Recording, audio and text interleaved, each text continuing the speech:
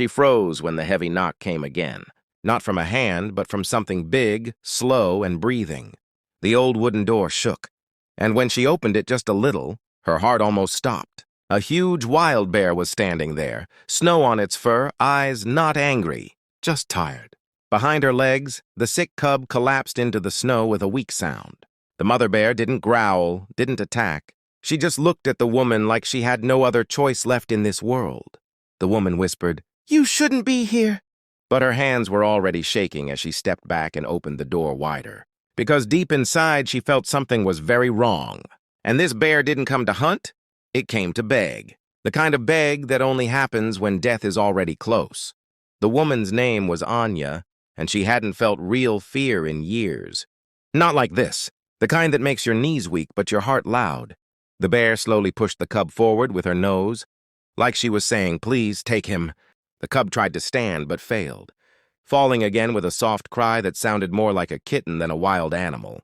Anya looked around her empty yard, the frozen trees, the silent white road that no one used anymore. No neighbors, no help. Just her, an old house, and a bear that could kill her in 1 second. But wasn't. Go back to the forest," Anya whispered, but her voice broke. The bear didn't move.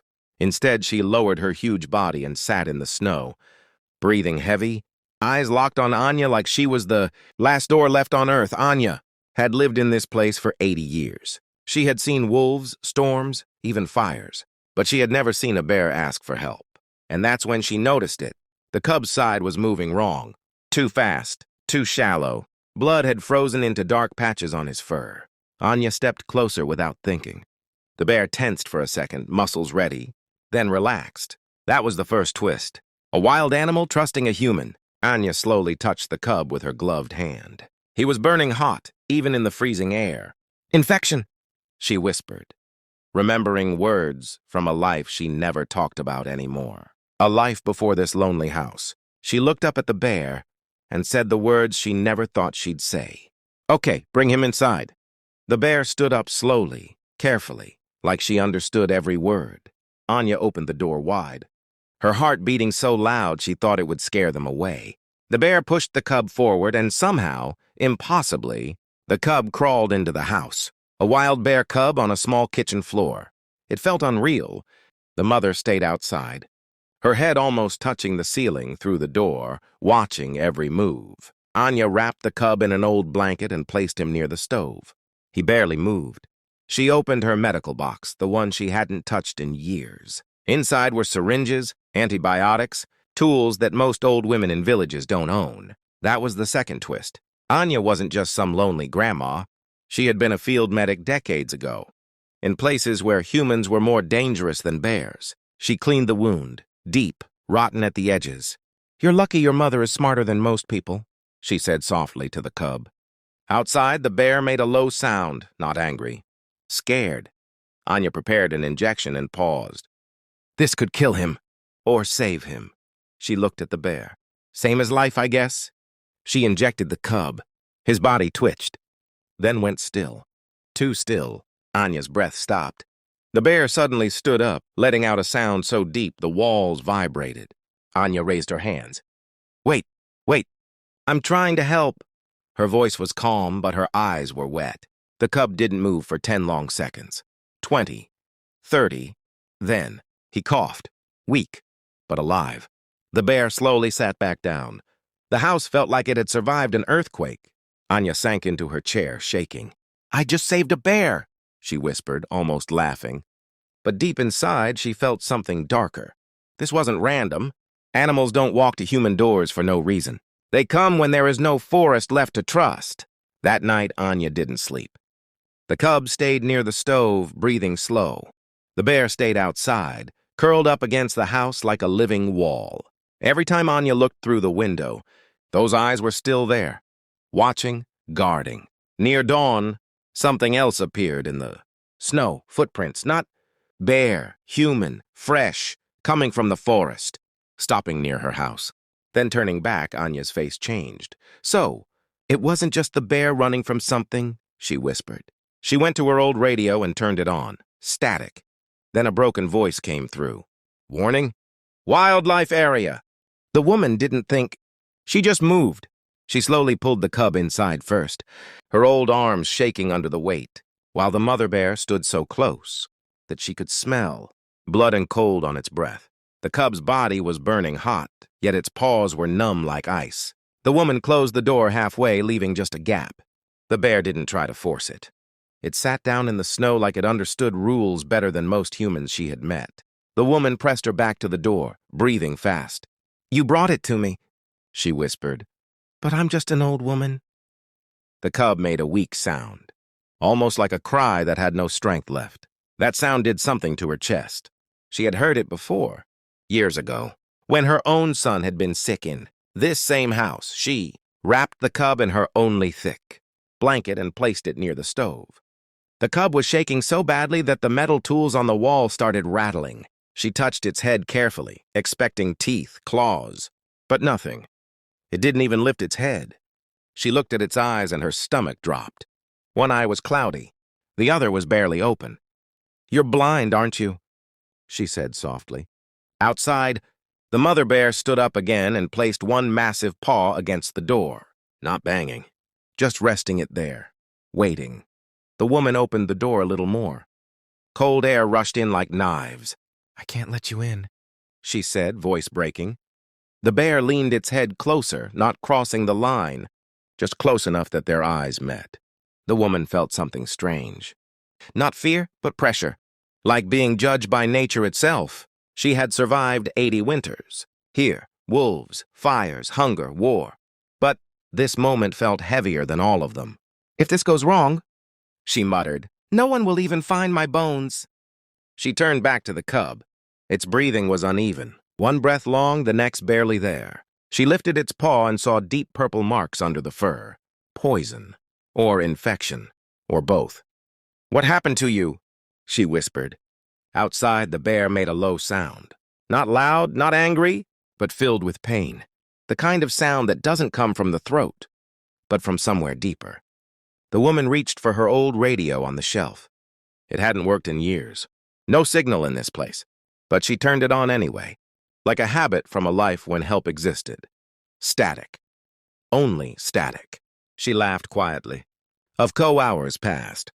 The stove crackled. Outside, the mother bear never moved. Snow piled on its back. The woman opened the door again. "You're still here," she said. The bear slowly lowered its head like a bow. The woman felt tears in her eyes and didn't understand why. "If you attack me," she whispered, "no one will blame you." The bear didn't step forward. It just stayed where it was, waiting for a verdict that only the earth's. Then she looked at the cub again and her laugh died. "All right," she said slowly. "We'll try." She crushed herbs, mixed old medicine with warm water, and forced a few drops into the cub's mouth.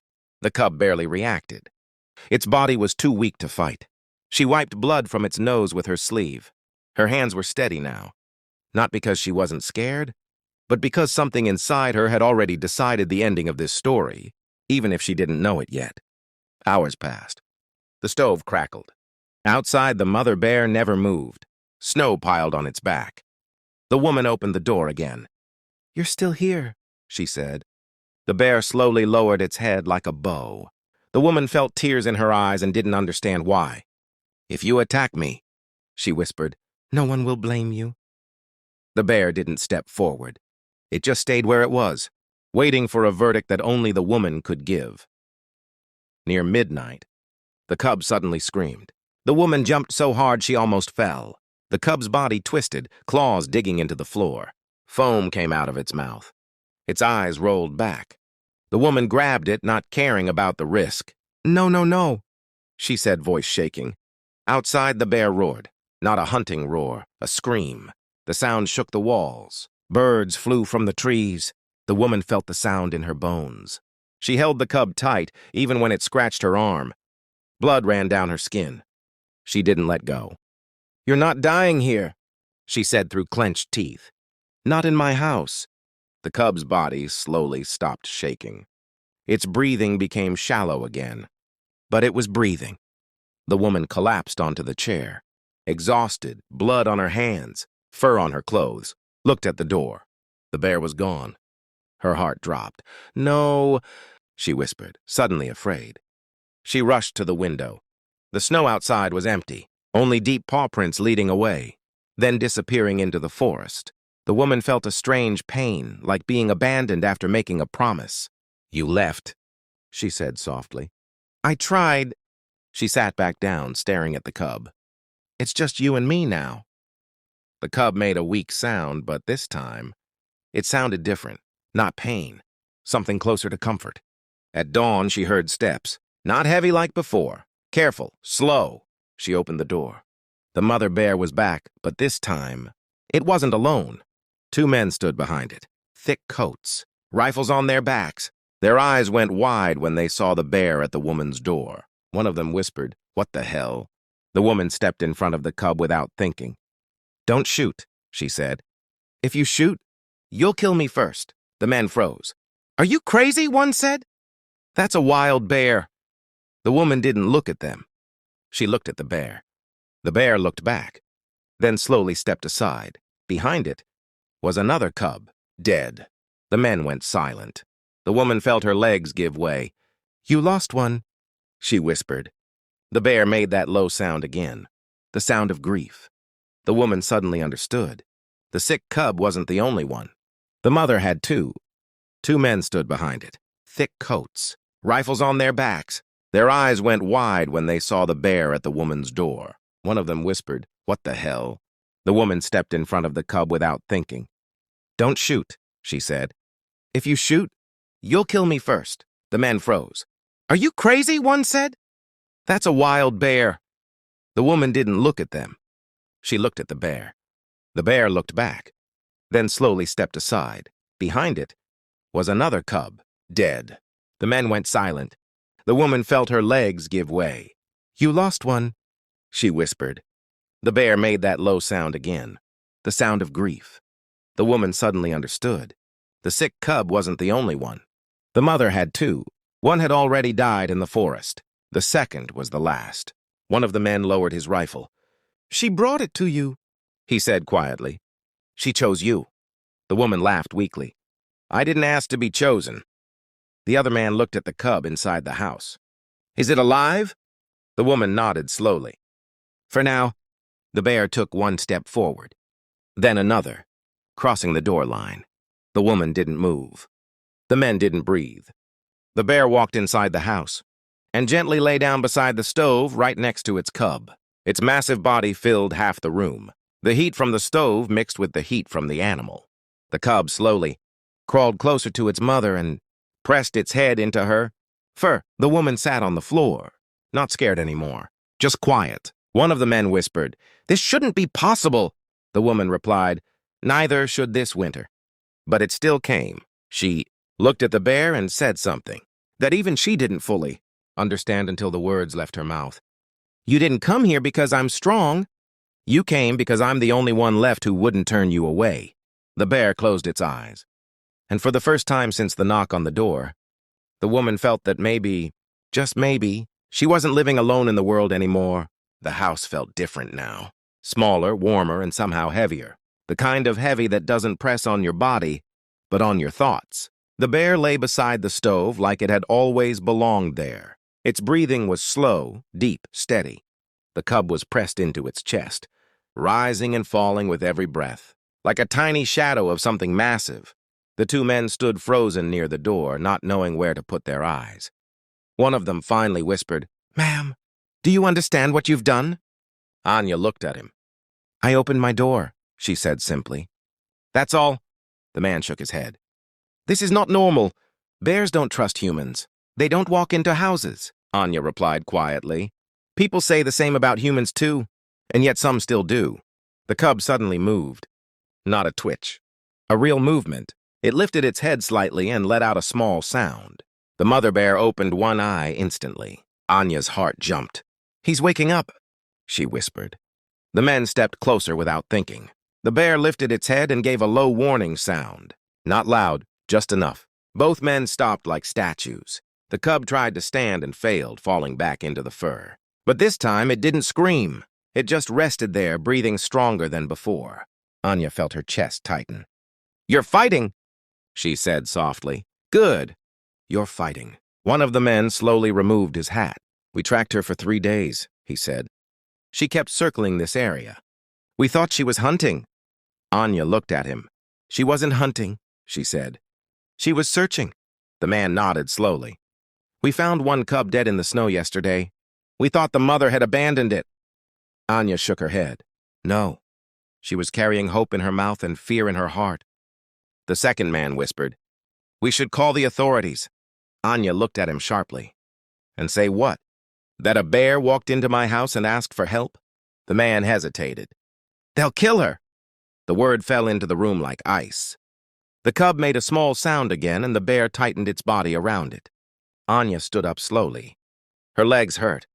Her back hurt. But her voice was steady. "No one is killing anyone," she said. "Not today." The men exchanged looks.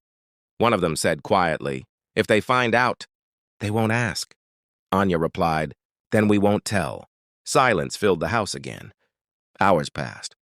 The stove burned low. The cub drank warm water mixed with medicine from a spoon. Not much, but enough. Its eyes opened wider than before.